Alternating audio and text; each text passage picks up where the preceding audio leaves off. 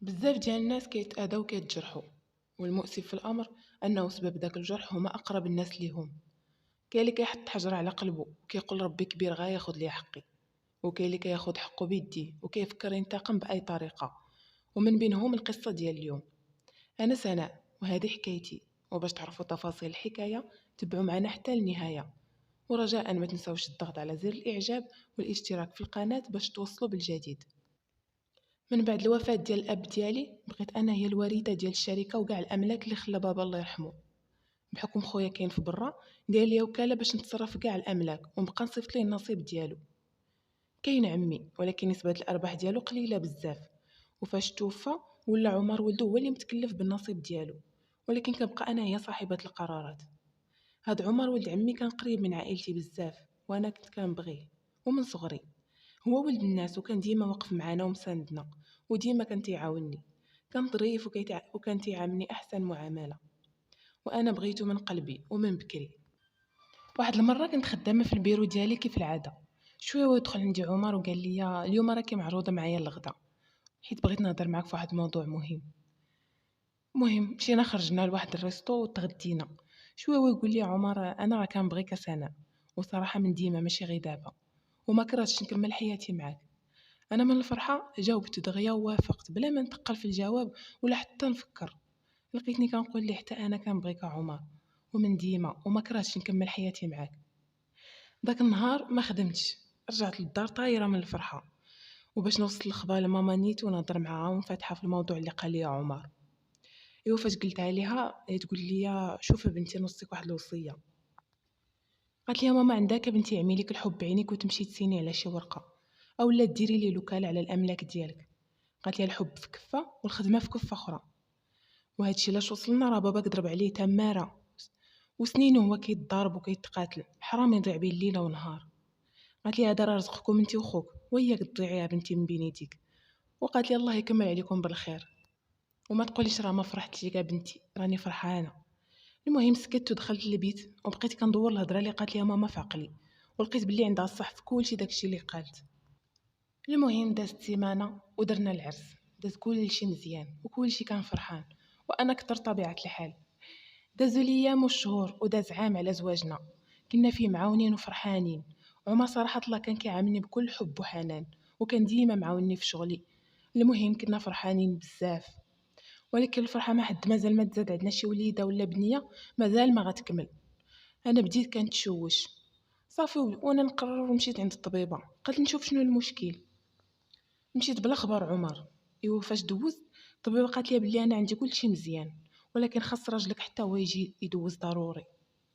المهم انا اتفقت معاها وقلت لها بلي اذا جاب الله كان فيه شي مشكل اولا شي حاجه تخبرني انا الاولى. المهم درنا التحاليل، شويه يطفوني لي الطبيبه، والصدمه انه عمر ما كيولدش وما عمره غيولد. هذا طبيعه الحال، كانوا جميع الاطباء اجمعوا على نفس القرار. ايوا تصدمت بزاف وطلبت منها ما تقولش لي والو، وبلي اذا سولها تقول لي العكس ديال داكشي اللي قالت لي.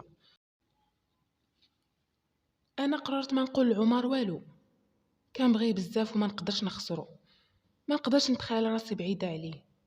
تخليت على حلم الامومه واختاريت نبقى معاه غير هو.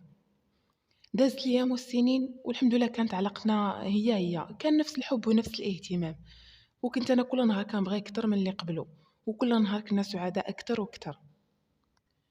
ايوا حتى لواحد المده غنلاحظ بلي التصرفات ديال عمر تبدلات بزاف، ولا قليل فيه الكلام وما بقاش فيه داك الاهتمام كيف الاول، وحتى الضحكه ولات كطلع فيه غير بزز. انا كأي مرة بديت كنشك وقررت نراقبه، وانا نخلي واحد المره حتى نعس وهزيت التليفون وقلبته ليه وانا نشوف العجب.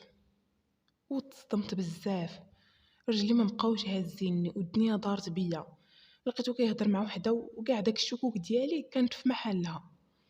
المهم درت واحد اللعبه باش نبقى نتجسس ليه على الواتساب ديالو، ولا اي ميساج كيدخل عنده كنقدر نقراه. ايوا وهنا الميساجات ديال الحب والغرام، ولقيت السيد موعدها بالزواج وكيشكي عليها من العيشه معايا، وباللي هو رجل اعمال كبير، وبلي كاع داك الاملاك راه في سميتو ديالو. لقيتو تيقول لها بلي غير صابر عليا وبلي ما نقدرش نولد ليه حتى الولد هو الاخر، وباللي داير بوجه العائله وتزوج بيا غير باش الشركه والفلوس ما يضيعوش. انا فاش قريت وكيوصلني داكشي وليت غير كنخمم وساهيه، بقيت كندوي مع راسي بحال شي مسطيه. ياك عمر، هذا هو الجزاء ديالي. انا اللي عمري خليتك تصرف ريال من فلوسك وما كنتش كندير الحساب بيني وبينك. كنت نقول فلوسي هما فلوسك. لقيتك داير من ورايا مخطط وناوي تزوج عليا، ولكن والله لا بقات فيك. درت راسي ما عارفه والو، واخا القلب تجرح بزاف ولكن حلفت حتى ننتقم منه. وبما انه اي ميساج كيدخل عنده كيوصلني، السيد كيوجد باش يسافر ويتزوج. المهم هو يجي عندي قال لي انا راه غنسافر شويه مع صحابي نبدل الجو، وراه غنرجع من هنا لجوج سيمانات تقريبا.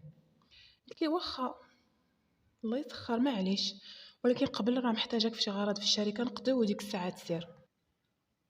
السيد قلتها لي وبدا عليا والي سنه خليتيني حتى مسافر، كنتي تقوليها ليا من بكري انا داير مع الدراري. الراجل زربان. المهم قلت لي راه غير شي وريقات محتاجاك تسيني لي عليهم دغيا وصافي. هو من كثرة الزربه سينا بلا ما يقرا ولا يشوف اش داكشي، والسيد مضيتو على الوكاله باش انا اللي نتصرف على كل شيء.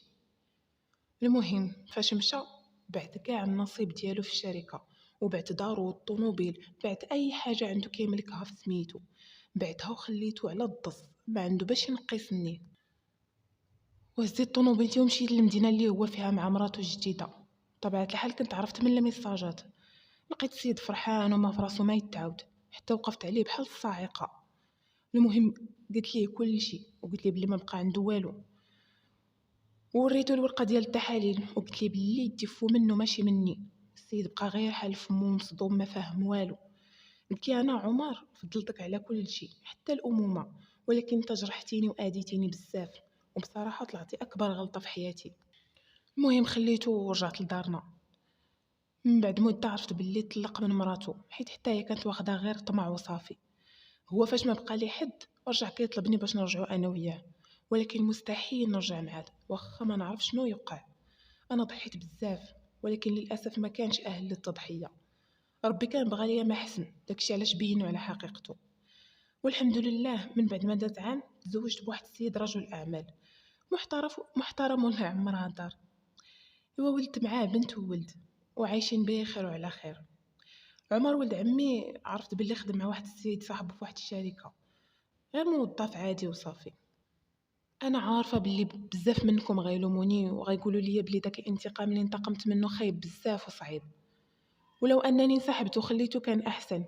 ولكن انا ما كنتش كنفكر غير انني نرد ليه نفس الالم اللي حسيت بيه واللي تسبب ليا فيه، وندوقو من نفس المراره اللي شربني منها، ونجرحو كما جرحني.